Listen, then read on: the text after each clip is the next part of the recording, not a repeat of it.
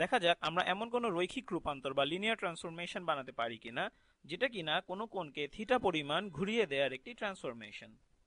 এটা যা করে তা হচ্ছে একটা দ্বিমাত্রিক ক্ষেত্রে যে কোনো ভেক্টর নেয় আর এই ভেক্টরকে ঘুরিয়ে দ্বিমাত্রিক ক্ষেত্রেই ফেরত দেয়। এটাকে অন্যভাবে বলা যায় যে এটাকে আর আচ্ছা, আমি আসলে এখানে আর লিখতে চাচ্ছিলাম না। এটাকে কোনো একটা ভেক্টর এক্স কোনো একটা ভেক্টর এক্স কে ঘোরালে সেটা সমান হবে, অর্থাৎ এক্স কে থিটা পরিমাণ ঘড়ির কাঁটার উল্টো দিকে ঘোরালে, অর্থাৎ আমরা এটাকে বলি counter clockwise theta degree rotation of x. আমি লিখছি পুরো জিনিসটা, counter clockwise theta degree rotation of x. তাহলে এটা হচ্ছে আমাদের লিনিয়ার ট্রান্সফরমেশন ব্যবহার করে যা বানাতে চাই সেটা। আর আমরা এটা করতে পারবো কিনা সেটা দেখার জন্য আসলেই যে লিনিয়ার ট্রান্সফরমেশন সম্ভব সেটা নিশ্চিত করতে হবে। আমি এটা এখানেই করব। আর আমি আসলে এটার কোনো গাণিতিক সংজ্ঞা এখন পর্যন্ত জানি না, আমি যতটা সম্ভব ভালোভাবে বোঝানোর চেষ্টা করব।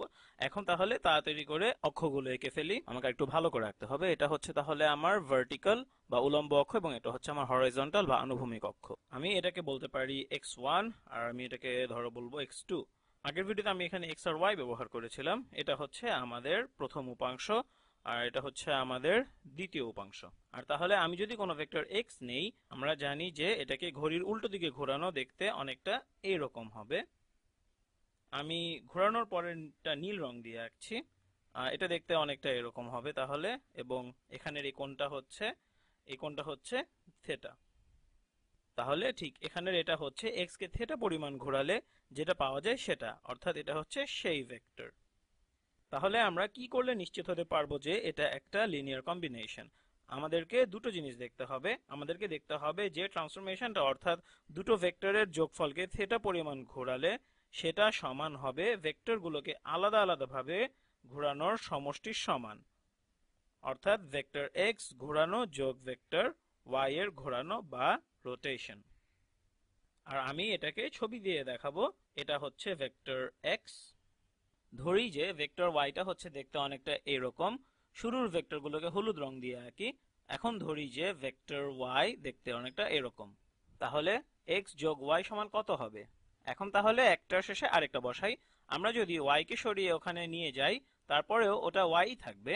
আদর্শ জায়গায় আঁকা হয়নি, কিন্তু এক্স যোগ ওয়াই দেখতে অনেকটা এরকম হবে। আমি একটু পরিষ্কার করে আঁকি। এক্স যোগ ওয়াই দেখতে এরকম হবে। এটা হবে ভেক্টর এক্স যোগ ওয়াই। আমি পরিষ্কার করে রাখছি যাতে তোমাদের বুঝতে সুবিধা হয়।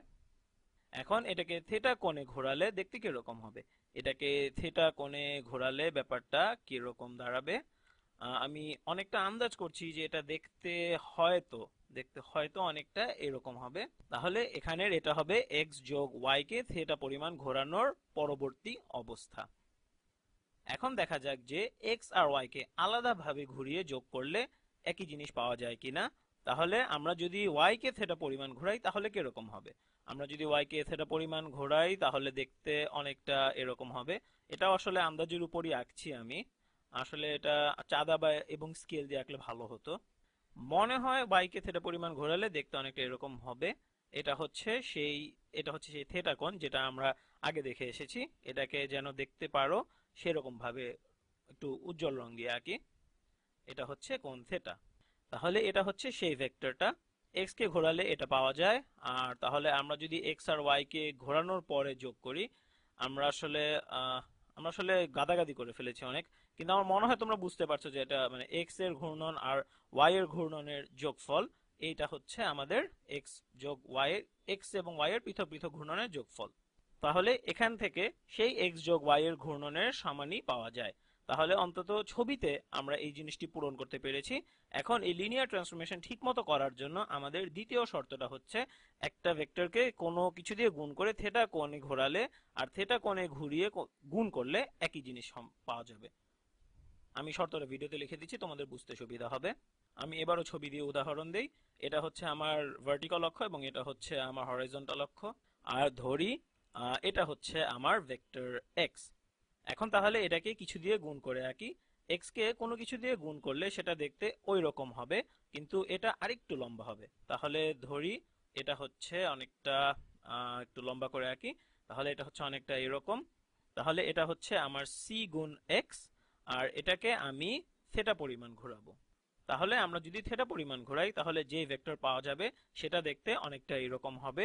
ঘড়ির কাঁটার উল্টো দিকে ঘোরাই, তাহলে এই ভেক্টরটা হচ্ছে সি গুণ এক্স ভেক্টরকে থিটা পরিমাণ ঘূর্ণনের ফলাফল। সি গুণ এক্স ভেক্টরকে থিটা পরিমাণ ঘূর্ণন, এটাই হচ্ছে এখানের সেটা। এখন আমি যদি আগে এক্স কে ঘোরাই তাহলে কি হবে? আমরা যদি এক্স কে আগে ঘোরাই তাহলে আমরা এই ভেক্টরটা পাবো। তাহলে এখন এটা হচ্ছে এক্স এর থিটা পরিমাণ ঘূর্ণন, আর এখন আমরা এটাকে গুণ করব। আমরা যা আমরা যা দেখতে পারি এখান থেকে তা হচ্ছে গুণ করলে এই একই জিনিসই পাওয়া যাচ্ছে, অর্থাৎ সি গুণ করলে এটা সমান হবে ওটার মতোই।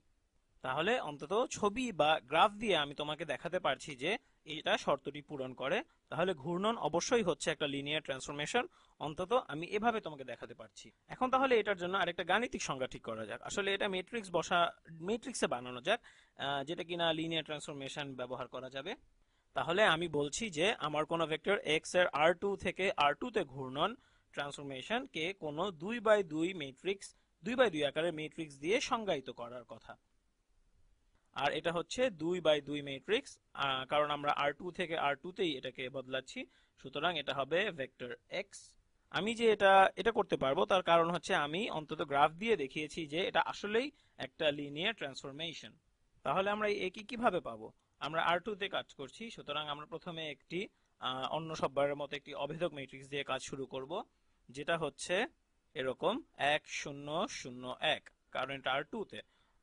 তাহলে এটার কলামগুলো হচ্ছে r2 এর জন্য বেসিস ভেক্টর, এবং আমরা একটাকে বলছি e1 এবং আরেকটাকে বলছি e2। আর এ বের করার জন্য আমাদেরকে ওই প্রত্যেকটা কলামে ট্রান্সফরমেশন খাটাতে হবে। তাহলে চলো আমরা ওটা লিখে ফেলি।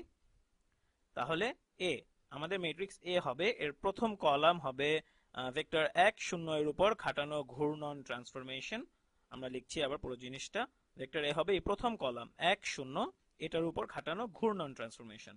আর আমাদের দ্বিতীয় কলাম হবে ঘূর্ণন ট্রান্সফরমেশন, এখানে একটা ছোট্ট থেটা দিতে ভুলে গিয়েছিলাম, যাই হোক, হ্যাঁ, গুণ হবে দ্বিতীয় কলাম ভেক্টর অর্থাৎ 0 1 এর ঘূর্ণন ট্রান্সফরমেশন। তাহলে আমাদের এ দেখতে অনেকটা এইরকম হবে। কিন্তু আমরা এগুলোর মান কিভাবে বের করতে পারবো? আমরা তো এখানে চাচ্ছিলাম কিছু সংখ্যা পেতে, তাই না? তো আমরা এখানে কোনো সংখ্যা পাচ্ছি না বা কোনো মান পাচ্ছি না, তাহলে সেটার জন্য চেষ্টা করা যাক।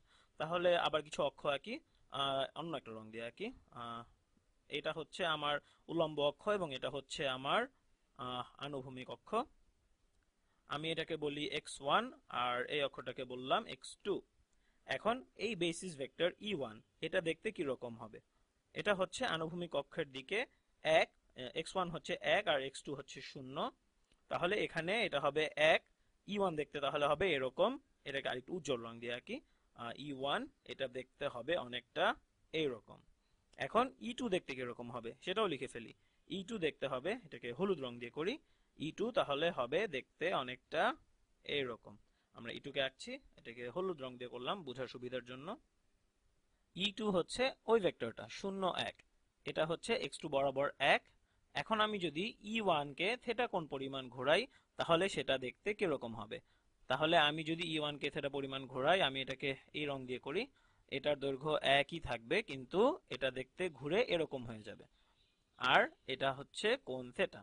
তাহলে এখানে ঠিক এটা হচ্ছে e1 এর থেটা পরিমাণ ঘূর্ণন।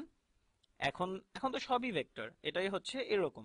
এখন এটার জন্য অবস্থানগুলো কি হবে, অথবা আমরা কিভাবে এই নতুন ভেক্টরটাকে আমরা কিভাবে প্রকাশ করব? আমরা এখানে ছোটখাটো ত্রিকোণমিতি খাটাতে পারি। এই নতুন x1 অবস্থান হবে, আমরা এটাকে বলতে পারি, অথবা এটা হচ্ছে x1 অবস্থান হবে এটা এই দৈর্ঘ্যটা। তাহলে আমরা যদি একটি সমকোণী ত্রিভুজ আঁকি, এটা হচ্ছে সেই বাহুটা যেটা কিনা ভূমি, আর এটা হচ্ছে অতিভুজ যার দৈর্ঘ্য হচ্ছে 1। তাহলে আমরা এই বাহুর দৈর্ঘ্য কিভাবে বের করতে পারবো?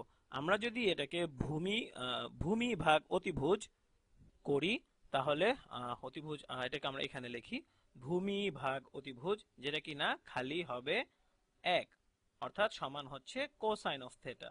এটা হচ্ছে সোকটোয়া থেকে আমরা এই কথাটা বলতে পারি। কজ হচ্ছে ভূমি ভাগ অতিভুজ, আর এই ভূমিটা হবে আমাদের নতুন x1 এর অবস্থান, তাই না? হ্যাঁ, এটা হবে আমাদের x1 এর নতুন অবস্থান। আমরা তো a কে বাদ দিয়ে দিতে পারি, কারণ a ভাগ 1 সমান হচ্ছে কোসাইন অফ থেটা, আর a সমান হচ্ছে তাহলে কোসাইন অফ থেটা। এটা হচ্ছে আমাদের ঘুরানো ভেক্টরের দৈর্ঘ্য কোসাইন অফ থেটা। অর্থাৎ এর আনুভূমিক উপাংশ অথবা আমরা বলতে পারি এটার অবস্থান সমান হচ্ছে কোসাইন অফ থেটা। এখন তাহলে এর উলম্ব উপাংশ কি হবে? চলো তাহলে এর উলম্ব উপাংশ দেখি। এর উলম্ব উপাংশ হবে আমাদের এখানের এই উচ্চতাটা, যেটা কিনা এখানের এই উচ্চতাটা সমান, অথবা আমরা বলতে পারি সাইন থেটা, এটাকে আমরা লম্ব বলি। সাইন থেটা সমান হচ্ছে লম্ব ভাগ 1, তাহলে এটা সমান হবে সাইন থেটা, তাই না? এটা সমান হবে সাইন থেটা। এটা ভাগ 1 যেটা কিনা হচ্ছে এটাই, এটা সমান হচ্ছে তাহলে সাইন থেটা। তাহলে এই উলম্ব উপাংশটা সমান হচ্ছে সাইন থেটা। তাহলে ঘুরানো বেসিস ভেক্টরকে লেখা যায় এক্স, অথবা আনুভূমিক উপাংশ হিসেবে লেখা যায় কোসাইন অফ থেটা, আর সাইন থেটা হচ্ছে এর উলম্ব উপাংশ। এটা হচ্ছে নতুন ঘোরানো বেসিস ভেক্টর, এটাকে আমরা বলবো নতুন ঘোরানো বেসিস ভেক্টর। এখন তাহলে E2 সমান কি হবে? আমরা এখানেও একই রকম কাজ করতে পারি। E2 দেখতে অনেকটা এরকম হবে, যখন এটাকে থেটা কোণে ঘোরানো হবে এটা দেখতে হবে অনেকটা এরকম। এটা হচ্ছে থেটা, আর আমরা এখানে একটা ছোটখাটো সমকোণী ত্রিভুজ আঁকতে পারি। ধরি এটা আমাদের সমকোণী ত্রিভুজ। আর তাহলে আমরা যদি x এর অবস্থান জানতে চাই, তাহলে আমরা এখন E2 যেটা কিনা এখানে এর থেটা পরিমাণ ঘূর্ণন নিয়ে আমরা চিন্তা ভাবনা করছি, তাহলে এখানে এটা হচ্ছে আমাদের E2। এটা সমান কি হবে? এর নতুন x অবস্থান অথবা এই ভেক্টর এর প্রথম রাশিটা হবে, যদি আমরা এটাকে আদর্শ অবস্থানে আঁকতে চাই, অথবা এই বিন্দুটা যেটা কিনা ভেক্টরটাকে প্রকাশ করছে, এটা সমান হচ্ছে এই দূরত্বটা, যেটা সমান হচ্ছে এই ত্রিভুজের এই বাহুটা, কিন্তু অবস্থান হবে এটার ঋণাত্মক। এই দূরত্ব যদি হয় 2, তাহলে এই অবস্থানটা হবে -2। তাহলে এখানে কি হলো? আমাদের একটা কোণ আছে, আর এটা হচ্ছে আমাদের সমকোণী ত্রিভুজ। এটা হচ্ছে কোণের বিপরীত বাহু অর্থাৎ লম্ব, এবং লম্ব ভাগ 1 সমান লম্ব ভাগ অতিভুজ, যেটা হচ্ছে আমাদের কোসাইন অফ থেটা। তাহলে এই লম্ব সমান হচ্ছে কোসাইন থেটা। তাহলে এক্স এর অবস্থান এটা। ও দুঃখিত, আমার ত্রিকোণমিতি আসলে একটু গুলিয়ে যাচ্ছে। এটা হচ্ছে লম্ব, সোকটোয়া সাইন সমান হচ্ছে লম্ব। এটা দেখি, তাহলে সাইন থেটা সমান হচ্ছে লম্ব ভাগ অতিভুজ। তাহলে সাইন থেটা এই কোণের সাইন থেটা সমান হচ্ছে লম্ব ভাগ অতিভুজ। অতিভুজ হচ্ছে 1, এর দৈর্ঘ্য হচ্ছে 1, কারণ এগুলো হচ্ছে স্ট্যান্ডার্ড বেসিস ভেক্টর। তাহলে এটা সমান হচ্ছে সাইন থেটা। এখন এই দূরত্বটা হচ্ছে সাইন থেটা এর সমান, যেটা কিনা ঋণাত্মক দিকে যাচ্ছে। তাহলে এটা সমান হবে মাইনাস সাইন থেটা। আর তারপর এটার নতুন y উপাংশ কি হবে? আমরা এখানে দেখি। এখানে আমাদের কাছে কোণটা আছে, এটা হচ্ছে আমাদের কোণের ভূমি। এই ভূমি ভাগ অতিভুজ, ভূমি ভাগ 1 যেটা হচ্ছে আমাদের এখানের এই ভূমি, এটা সমান হচ্ছে আবার কোসাইন থেটা। তাহলে এটার নতুন y অবস্থান হবে কোসাইন অফ থেটা। তাহলে আমরা যখন আমাদের বেসিস ভেক্টরগুলোর প্রত্যেকটার উপরে এই ট্রান্সফরমেশনটা খাটাবো, তাহলে আমরা পাই এ সমান হচ্ছে E1 এর ট্রান্সফরমেশন, যেটা হচ্ছে cos থেটা আর sin থেটা। আর তারপর E2 এর উপর ট্রান্সফরমেশন খাটানো, যেটা হচ্ছে মাইনাস সাইন থেটা আর cos থেটা। তাহলে এখানে এটাই হচ্ছে আমাদের উত্তর। আমরা এখন গাণিতিকভাবে আমাদের ঘূর্ণন ট্রান্সফরমেশনকে ম্যাট্রিক্সের মাধ্যমে প্রকাশ করতে পেরেছি। তাহলে আমরা এখন বলতে পারি যে ঘূর্ণন ট্রান্সফরমেশন, আর এটা হচ্ছে R2 থেকে R2 তে ট্রান্সফরমেশন একটা।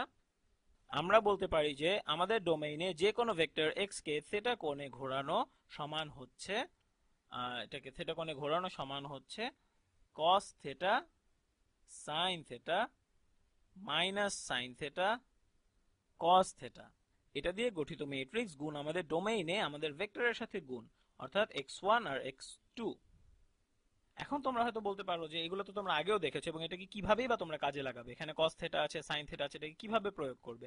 তুমি যেটা করবে সেটা হচ্ছে আগে কত কোণে ঘোরাবে সেটা ঠিক করবে, তারপর এগুলোর মান বের করবে, আর তাহলে তুমি একটা ম্যাট্রিক্স পেয়ে যাবে যেখানে কতগুলো সংখ্যা আছে। তাহলে ধরা যাক আমি ভেক্টরকে 45 ডিগ্রি কোণে ঘোরাতে চাচ্ছি, তাহলে এটা সমান কত হবে? আমরা খালি বসাতে পারি, অথবা 45 ডিগ্রি এর জন্য এই প্রত্যেকটার মান বের করতে পারি। 45 ডিগ্রির cos থেটা হচ্ছে 2 এর বর্গমূল ভাগ 2। হ্যাঁ, 2 এর বর্গমূল ভাগ 2। 45 ডিগ্রি এর সাইন থেটা হচ্ছে 2 এর বর্গমূল ভাগ 2। 45 ডিগ্রি এর সাইন থেটা হচ্ছে 2 এর বর্গমূল ভাগ 2, কিন্তু এখানে একটা বিয়োগ চিহ্ন থাকবে কারণ এটা ঋণাত্মক। আর তারপরে আছে 45 ডিগ্রির cos থিটা, সেটাও আবার হবে 2 এর বর্গমূল ভাগ 2। তাহলে এর সাথে গুণ করতে হবে আমাদের ভেক্টর x কে। এখন এই ম্যাট্রিক্স আমাদের এটাকে যে কোনো একটা ভেক্টর x দিয়ে গুণ করি, তাহলে আমরা ধরি আমাদের এখানে এখানে কিছু অক্ষ আছে, আমরা অক্ষগুলো ধরে নেই। আর ধরি যে আমার কাছে কিছু ভেক্টর আছে যেগুলো এখানে এখানে একটা বর্গ তৈরি করে, ভেক্টর এখানে একটা বর্গ তৈরি করে। দেখা যাক এটা ঠিক মতো আঁকতে পারি কিনা। এখন এখানে এখানে কিছু ত্রিভুজ হতে পারে, যেটা হয়তো আচ্ছা একটু সহজ না, আমার মনে হয় এখানে ত্রিভুজ না, একে বর্গক্ষেত্র দিয়ে আঁকি, তাহলে তোমাদেরকে ভালো মতো বোঝানো যাবে। তাহলে ধরি আমার ডোমেইনে এখানে একটা বর্গক্ষেত্র আছে, তাহলে এটা হচ্ছে R2 তে। আমি যদি আক্ষরিক অর্থেই এটাকে প্রত্যেকটাকে বেসিস ভেক্টরের সাথে গুণ করি, অথবা আসলে সবগুলো ভেক্টর যেগুলো দিয়ে সেটটা গঠিত, তাহলে আমি পাবো যখন ট্রান্সফরমেশন করব তখন এটাকে 45 ডিগ্রি ঘোরালে যা হয় সেটা পাবো। খালি এটা আঁকার জন্য আমি এখানে একটা 45 ডিগ্রি কোণ আঁকি, আর তারপর এটা এটা এখানের এই গ্রাফে ঘুরিয়ে বসাতে হবে, যেটা যেটাকে ভালোই চিত্র পাওয়া গেছে, এটা দেখতে অনেকটা এরকম হবে। আর তুমি যদি কখনো মার্বেল অথবা কোনো বলের উপরে কম্পিউটার গেমের কোনো প্রোগ্রামিং করার চেষ্টা করে থাকো, তাহলে বুঝবে এটা খুব একটা কাজের জিনিস, কিভাবে জিনিসপত্র ঘোরানো যায়। এবং আমরা এইসব ট্রান্সফরমেশনে ভবিষ্যতে আরো কথা বলবো, কিন্তু এটা হচ্ছে খুবই কার্যকর একটা জিনিস, আর এটা করা খুবই কষ্টের একটা কাজ। আর আমার মনে আছে আমি যখন এরকম একটা কাজ করার জন্য প্রথমবারের মতো কম্পিউটার প্রোগ্রামিং করেছিলাম, আমি এটা হাতে হাতে করেছিলাম। কিন্তু তখন যখন তোমার কাছে এরকম কৌশল জানা থাকবে, তাহলে খালি যেই কোণে ঘোরাতে চাও সেভাবে জিনিসটাকে করতে পারলেই তোমাদের হবে। আর বোঝাই যাচ্ছে যে এখানে কিছু অবস্থান ভেক্টর আছে এবং এগুলো বিন্দুগুলোর সাথে তোমাকে শুধু গুণ করতে হবে, আর বাকি সবকিছু দাগ টানাই থাকে, তাহলেই তুমি তোমার ঘোরানো গ্রাফটা পেয়ে যাবে। আর পরিষ্কার করে বোঝার জন্য বলছি, এই বিন্দুগুলো হচ্ছে একটা ভেক্টরের সেট দিয়ে গঠিত, নির্দিষ্ট করা যায়। আর আমি সবসময় চাই এটাকে ঠিক মতো করতে, তাই না? এখানের এই বিন্দুটা হচ্ছে কোনো একটা অবস্থান ভেক্টর দিয়ে নির্দিষ্ট করা, যেটা দেখতে অনেকটা এরকম। তুমি যখন 45 ডিগ্রি ঘূর্ণনের উপরে প্রয়োগ করো, তখন এই ভেক্টরটা দেখতে হয়ে যায় এরকম। আর যে ভেক্টরটা কোণার এই বিন্দুটাকে বোঝায়, আমরা একটা অন্য রং দিয়ে করি, যেটা এই কোণাটাকে বোঝায়, যখন তুমি 45 ডিগ্রি কোনো কোণে ঘোরাবে তখন এই ভেক্টরটা হবে এরকম। আর যে ভেক্টরটা এই কোণাটাকে বোঝায় সেটা এখন হবে এই ভেক্টরটা। এটাকে আসলে ম্যাপ করা অথবা ট্রান্সফরমেশন করা বোঝায়। যাই হোক, আশা করি তোমার এটা ভালো লেগেছে। আমি মনে করেছিলাম অন্তত আমার জন্য এই ট্রান্সফরমেশনটা এটা খুব ভালো একটা জিনিস লেগেছিল। আর তুমি এর মধ্যেই চিন্তা করতে শুরু করতে পারবে যে কিভাবে বহুমাত্রিক ক্ষেত্রে, বিশেষ করে ত্রিমাত্রিক ক্ষেত্রে ব্যবহার করা যায় এটাকে। তুমি যদি এখনো এটা নিজের হাতে করতে চাও, ত্রিমাত্রিক ঘূর্ণন খুবই কঠিন হয়ে দাঁড়ায়। যাই হোক, পরের ভিডিওতে এগুলো নিয়ে আলোচনা করব।